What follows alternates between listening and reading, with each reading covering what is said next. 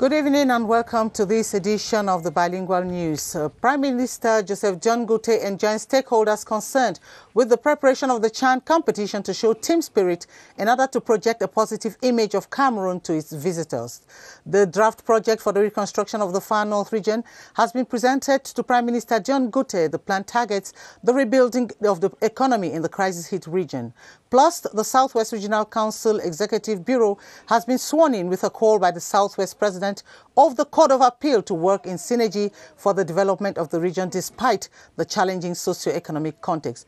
Good evening, Adele. Bonsoir Gladys, mesdames, messieurs, bonsoir. Le CHAN 2020 est là. Bienvenue à cette édition bilingue du journal. Mais d'abord, ce message. Ne respectez plus les mesures de protection édictées par le gouvernement.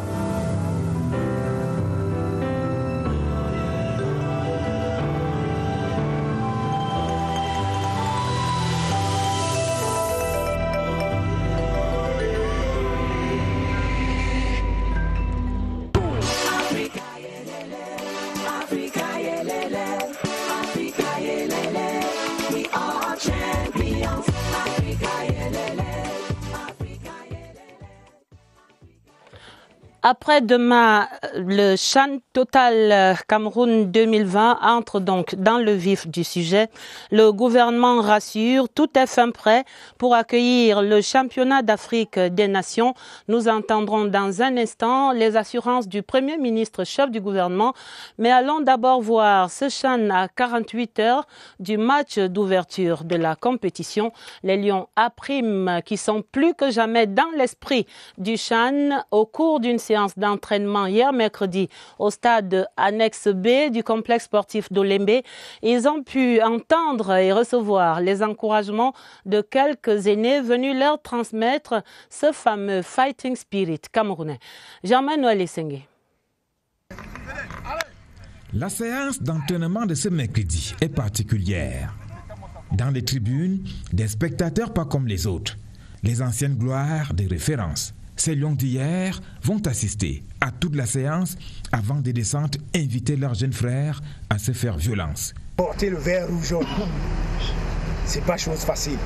On est bien placé pour vous dire cela, mais sachez que ça arrive à tout le monde. Maintenant, pour surpasser ce stress, mais si dans la tête on n'est pas prêt moralement, on ne peut pas. J'aimerais que dans quelques années, on ne parle plus de cette génération.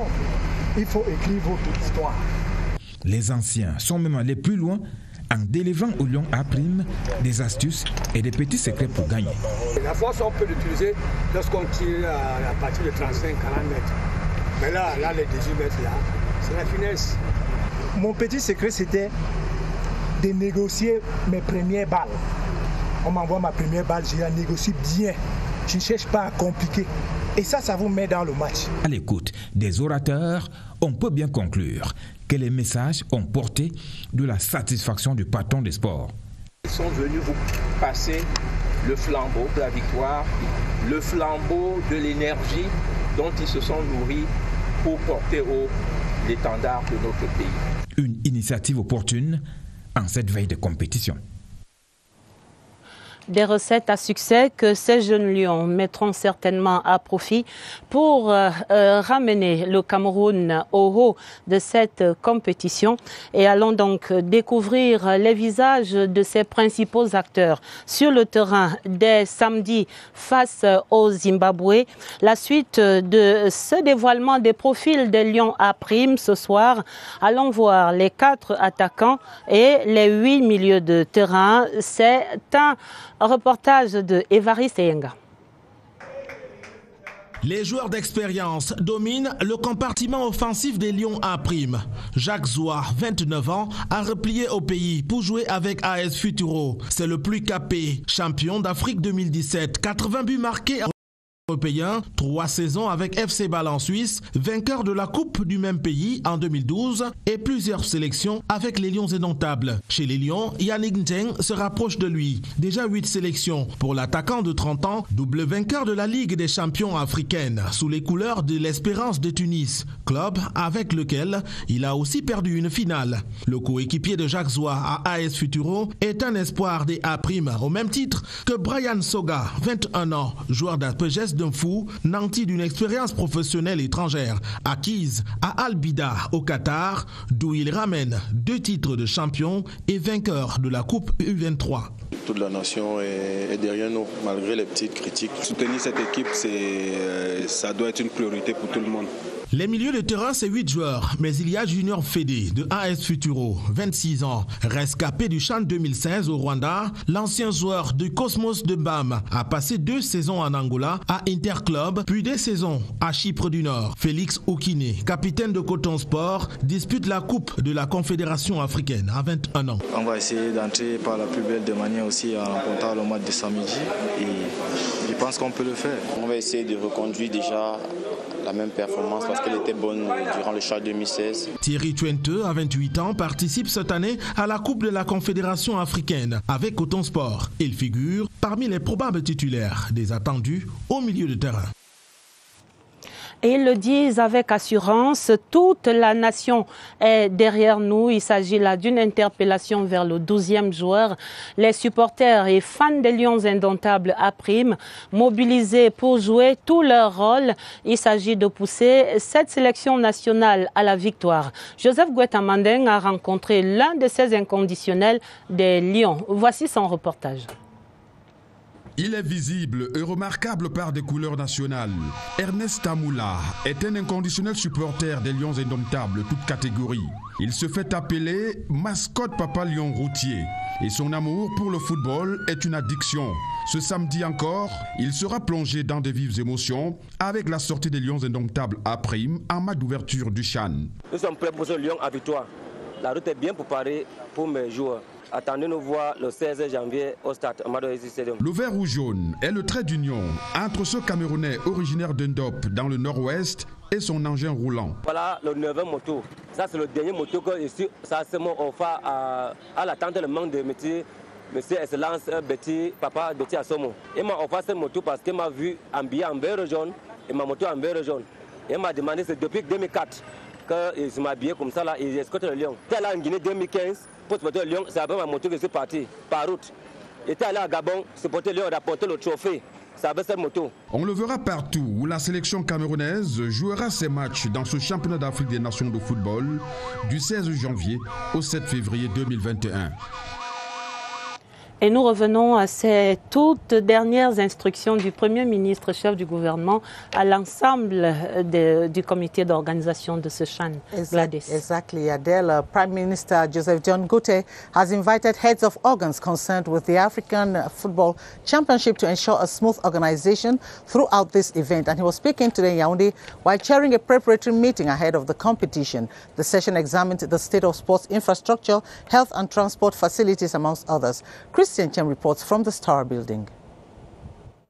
With just a little over 48 hours left before the start of the 6th edition of the African Football Championship, the meeting was a platform to make a final appraisal of Cameroon's readiness to host the competition. Focus at the meeting was on the state of sports infrastructures, the state of preparation of the intermediate Lions, the conditions for the broadcast of matches, and health measures put in place.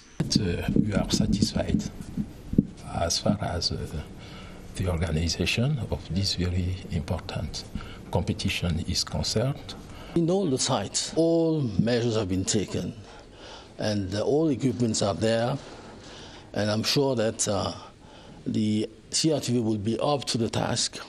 We are going to test all of staff players and population who is going to get in the start. Dispositions taken at the east entrance to Douala to fluidify transportation, the state of urban cleanliness and the situation of taxis also came under scrutiny. The head of government has instructed us with all the activities that we made to make sure that the way to hotel and stadium are clean to show the good face of our country. Prime Minister Joseph John Gote has called on all to remain mobilized and alert in order to ensure that Cameroon shows a beautiful face of herself during the competition. And the fans of the Intermediate Lions are looking forward to excellent performance from their team when they get into action this Saturday. One of those who have committed himself to supporting to outfit all through the competition is Ernest Tamula. He has been touring streets of host cities to canvass support for the selection. Let's go and get his profile with Romeo Kenny. Bien, ça vient, rentre bien dans le ballon.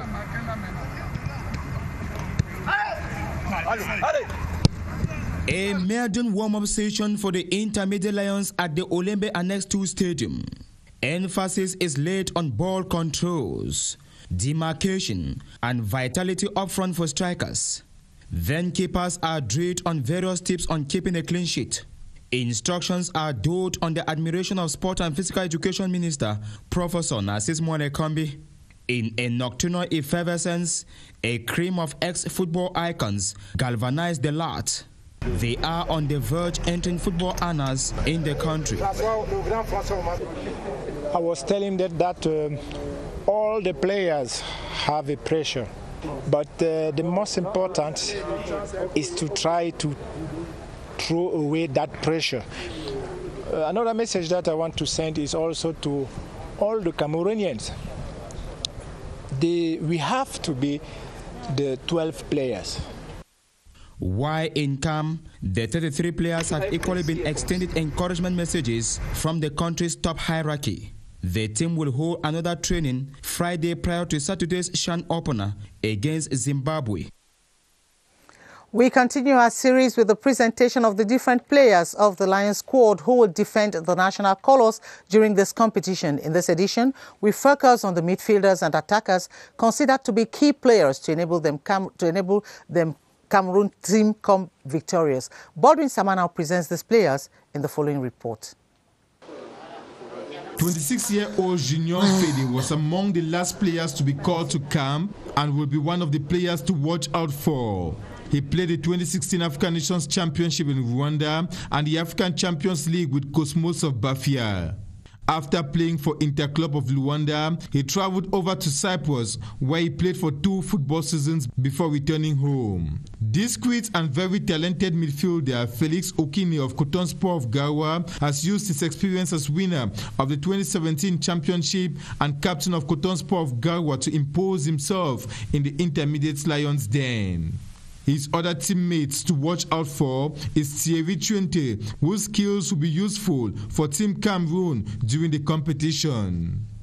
The other midfielders to watch out for are Onana Fabrice. He is a talking point on almost every league. Jacques Zoua, attacker with the Intermediate Lions of Cameroon. After playing for many European clubs with no success story to write home about, he has returned home to restart his career with AS Futuro after winning the 2017 Africa Cup of Nations.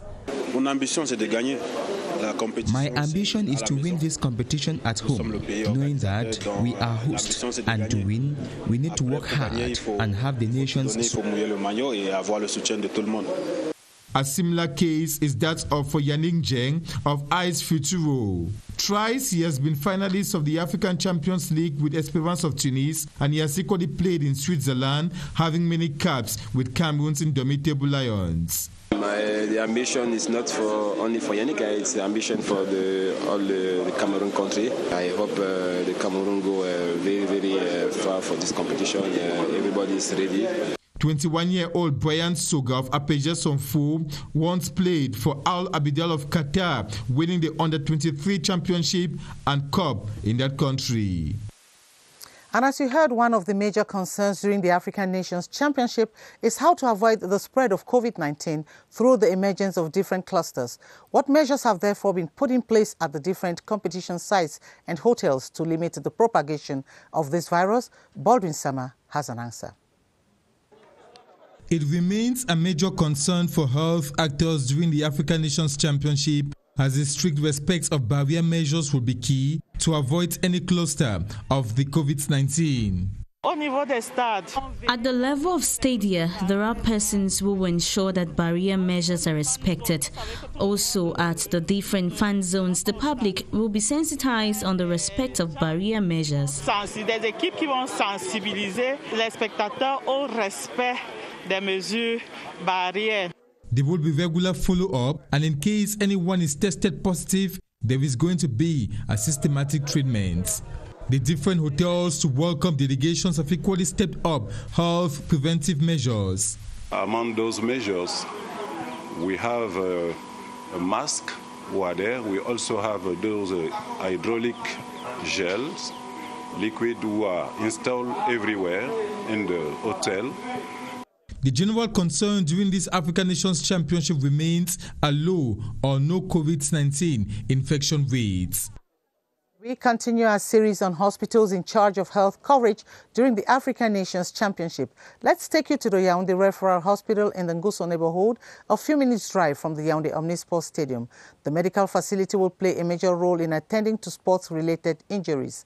Its VIP rooms, prepared in view of the championship, has been appreciated by the CAF inspection team, as you tell us, Beatrice Lossamba. 10 minutes away from the Amadou Ahidjo Stadium, the General Hospital of Yaoundé leaves no passerby indifferent to its clean outlook. The hospital hopes to charm visitors to the African Nations Championship with not just its clean nature, but polished services as well. For 3 years now, the hospital has been under repairs with the CHAN hosting in mind. The imaging unit acquired a sophisticated IRM machine, an up-to-date scanner as well. The cardiology unit too has been updated. The hospital has been undergoing transformation for the past 3 years as it looked forward to offering its services during the sporting event. Inpatient stays are expected here anytime during the competition. The CAF team loved our VIP rooms when they last visited. The hospital also wants to score points in its hospitality. Staff has been trained to be warm and receptive in this hospital, in which dreams do not just stop at the CHAN. The General Hospital of Yaoundé from birth over 30 years ago was meant to meet up with international standards and hopes to, at the nick of time, offer services inferior to none in the global scene. For now, it is all dressed for the immediate challenge, which is keeping an eye on health needs during CHAN. Africa, yelele, Africa, yelele, Africa, yelele, we are champions.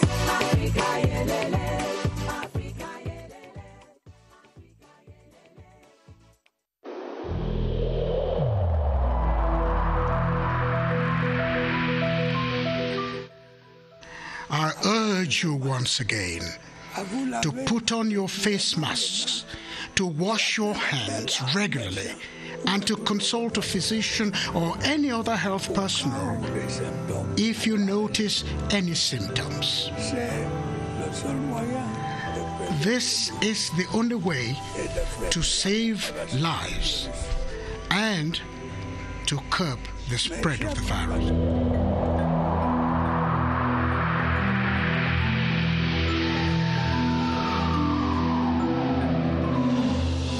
Let's now take you over to the Public Health Emergency Operations Center to have an idea of the latest COVID-19 figures in Cameroon.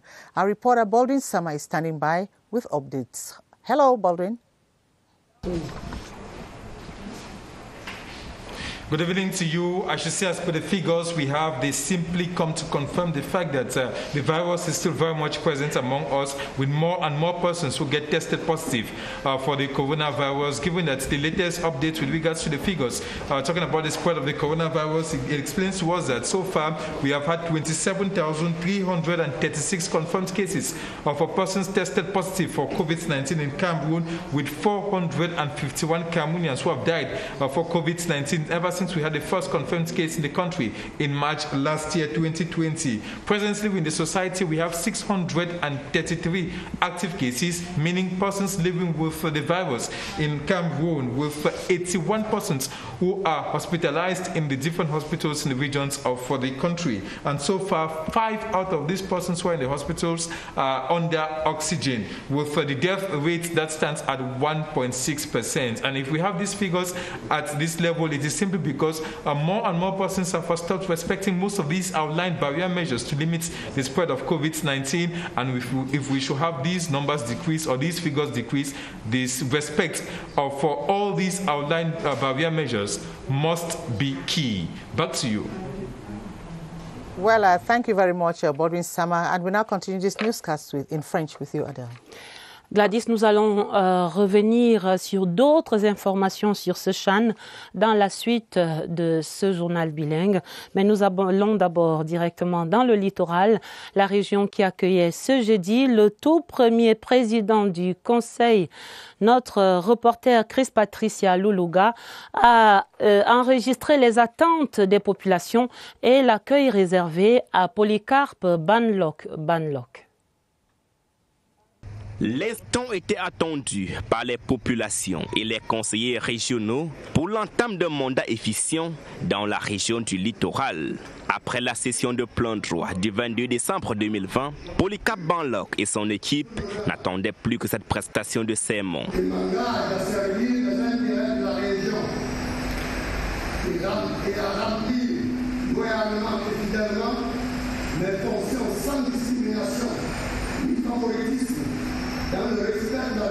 La cérémonie de prestation de serment qui s'est déroulée en présence du gouverneur de la région du littoral, Samuel Dieudonné Iva Hadibois, a permis aux membres de l'auguste institution judiciaire de décliner les droits et obligations du nouveau président du Conseil régional du littoral. Il devra veiller sur le bien-être de la population dans un esprit républicain pour un développement harmonieux et équilibré de la région. Une région de 34 communes, cosmopolite et qui fait face à de nombreux problèmes d'électrification et d'enclavement, surtout en zone rurale. C'était plutôt notre correspondant, notre permanent dans le littoral, Léon Bertrand Tanefo, et le Sud également qui recevait son tout premier président de conseil régional.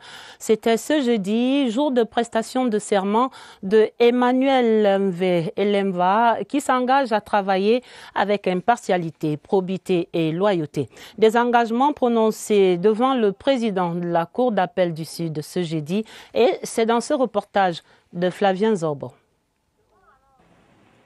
Devant la Cour, le bras droit levé vers le ciel, le nouveau patron de l'exécutif régional du Sud s'est engagé à travailler pour l'intérêt de la région avec loyalisme, fidélité, sans discrimination ni favoritisme.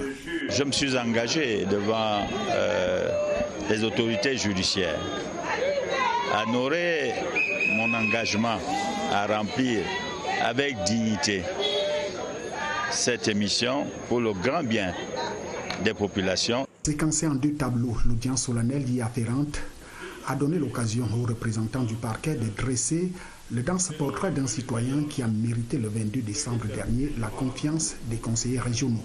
Il s'engage devant Dieu et devant les hommes à accomplir de manière correcte, n'est-ce pas, la mission qui lui a été confiée par ses pairs. Le dernier volet du cérémonial clôture l'audience, un exercice qui invite le président de séance à recevoir le serment prononcé. Nous restons dans cette région du Sud et précisément dans la ville d'Ambam qui célébrait ce jeudi son tout nouvel hôtel des finances. Le bâtiment ultra-moderne d'un niveau était inauguré par le ministre des Finances. Louis-Paul Motazé a ainsi clôturé en beauté une visite de travail de 4 jours dans cette région. Retrouvons dans la vallée d'une Thème Charles Abosoloba.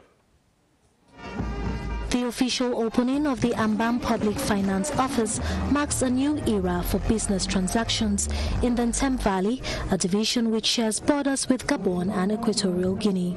Built on a surface area of more than 12,000 square meters, the modern structure will host 4 public finance institutions of the division. The close to 100 million CFA francs edifice has offices, a conference hall, and lodging facilities, amongst others.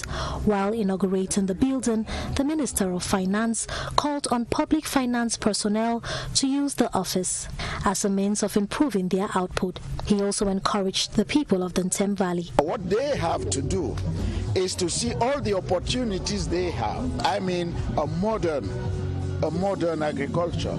And this will enable the division, this will enable our economy, this will enable the country as large to have a victory on the crisis that we are facing now. Users of the new building say the office comes in handy. The people of the Ntem Valley during the inauguration expressed gratitude to the head of state for the new finance office. Vous l'aurez constaté, c'était plutôt la langue de Shakespeare, Bernice Atabon, racontant cette inauguration de l'hôtel de finances de Ambam. Nous reviendrons certainement dans la langue de Molière tout à l'heure sur ce reportage. Mais d'abord, la suite du journal, nous allons dans le sud-ouest. Gladys. Exactly, Adela. The Executive Bureau of the Southwest Regional Council has been reminded that the development of the region will depend on their commitment to their job. The exhortation was made by the Chief Judge of the Southwest Court of Appeal, Paul Ngute, at the swearing-in of the Bureau of the Southwest Regional Council in Buea. Henry McCauley tells us more. According to Chief Justice Paul Ngute of the Southwest Court of Appeal, the swearing-in ceremony marks many things for the Executive Bureau of the Regional Council. It is the culmination of the implementation of the special status. Chief Justice Paul Ngute made them to understand that the hopes and aspirations of the people of the Southwest region now lie on their shoulders. And transforming the Southwest region into a modern unit, he went on, will only be achieved if the Executive Bureau of the Regional Assembly is serious. Very conscious of the fact that we have a huge responsibility, but I think we are already reflecting on how to kick off. It is the region that has to benefit from our efforts and our foresight.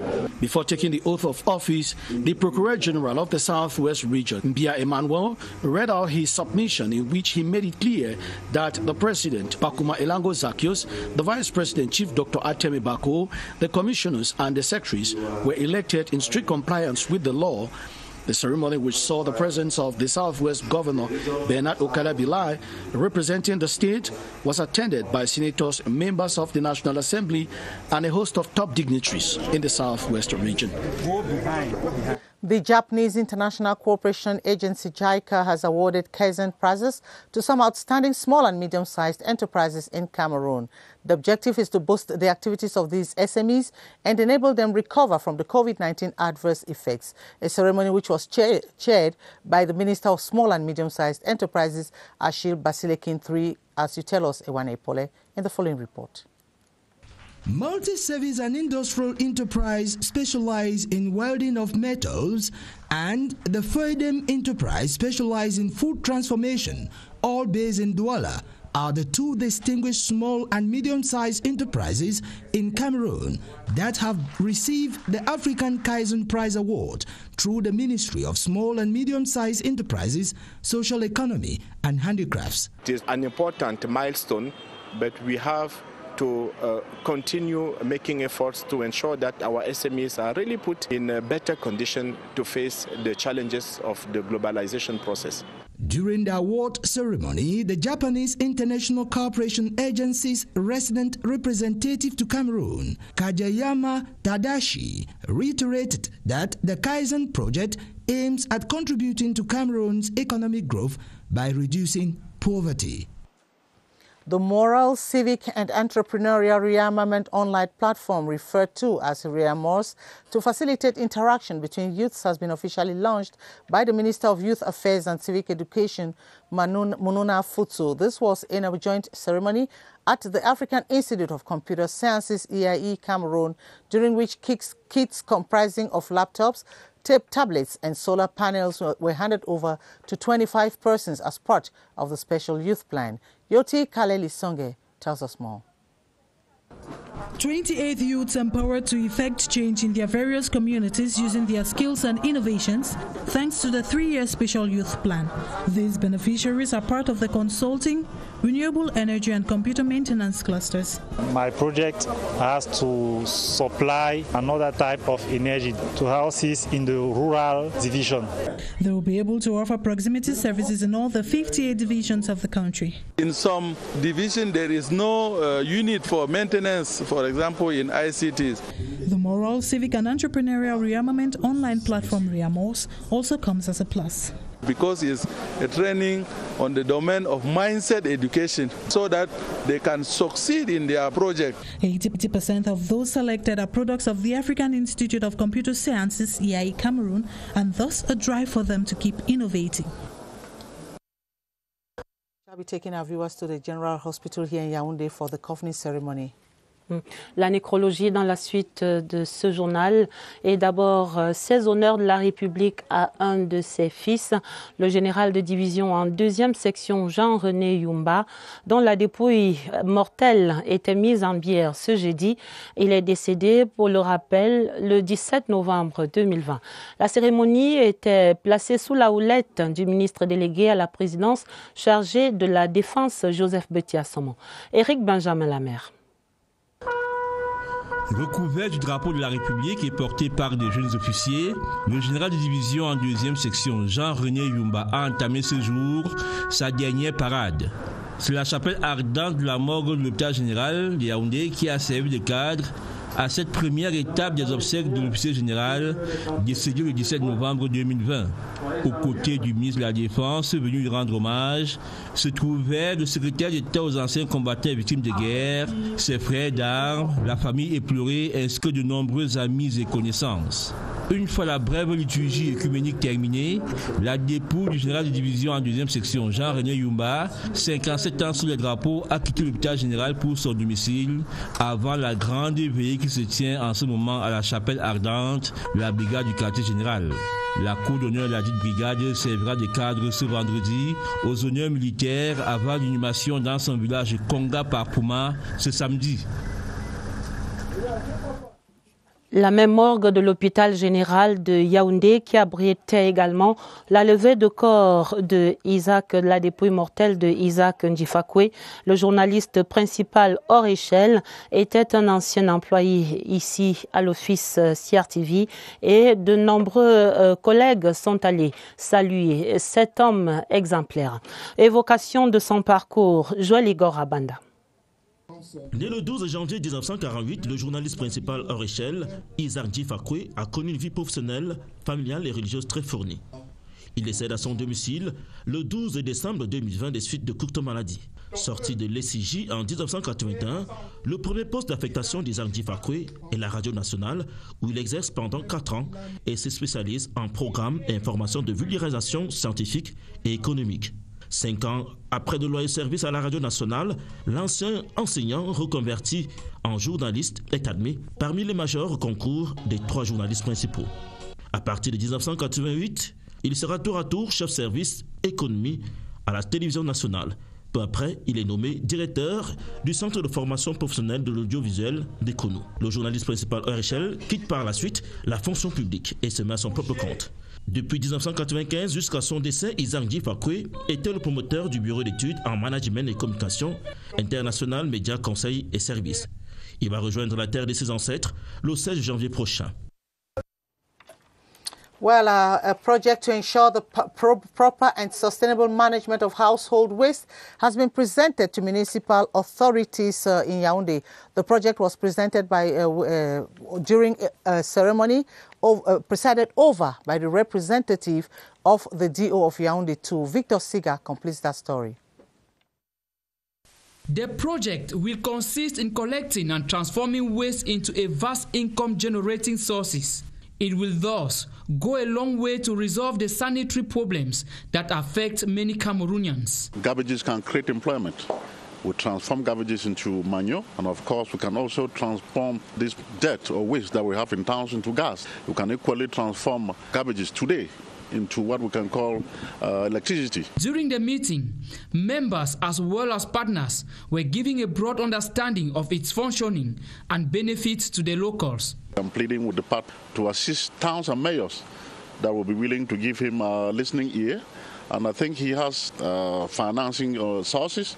We just need to work with him and see how we can help most of the local communities create jobs and cleaning at the same time our towns. The project is yet to go operational. The brains behind the initiative count on the massive adhesion of the different mayors to set the ball rolling. Cameroon and Gabon have agreed to partner in the fight against ivory smuggling. This was during an audience granted Gabonese forestry officials by Cameroon's Secretary of State at the Ministry of Forestry and Wildlife, Kulchumi Alaji Bukar. At the end of the meeting, Gabonese genetic analyst spoke to CRTV. Here's an excerpt of what she said. Gabon developed a wildlife DNA forensic laboratory, which is based in Libreville. We offer our service to Cameroon to analyze the geographical provenance of a large ivory seizure, which happened here in October. So we are here to take samples with the permission of Cameroon, and these samples will be analyzed in our lab in Libreville, and then we will share results about the geographical provenance. Pour des raisons indépendantes totalement de notre volonté, certainement quelques difficultés techniques que nous avons, Gladys, à achever ce journal tel qu'annoncé dans nos titres. Nous allons certainement y mettre un terme. Il est 20h06 dans ce studio et nous vous disons que sur cette antenne, dans quelques minutes maintenant, vous aurez les premières couleurs du Chan. C'est une émission spéciale que vous propose la CRTV sur toutes ses antennes et sur toutes ses plateformes digitales. Une soirée spéciale baptisée Chan Show qui est donc bientôt pour vous sur toutes ces antennes pour 120 minutes de plaisir en direct du studio 1 de Mbala 2. Émission avec plusieurs acteurs de ce Chan qui s'ouvre dans quelques heures seulement maintenant. Le samedi, ce sera au stade Omnisport Amadou Ahidjo, 17h, le premier match Cameroun-Zimbabwe. Et c'est donc la fin de cette édition spéciale, édition bilingue du journal. Journal préparé avec la collaboration de Augustin Bitoka et de Augusta Ngononga. Vous aurez certainement d'autres informations plus complètes sur cette antenne à minuit avec Sadou Mamoudou et Elvis Teke. Nous vous souhaitons une excellente soirée avec ce programme spécial et d'avance un excellent week-end. À lundi. Monday. Good Monday, Adele, and good night, and thanks for being very good.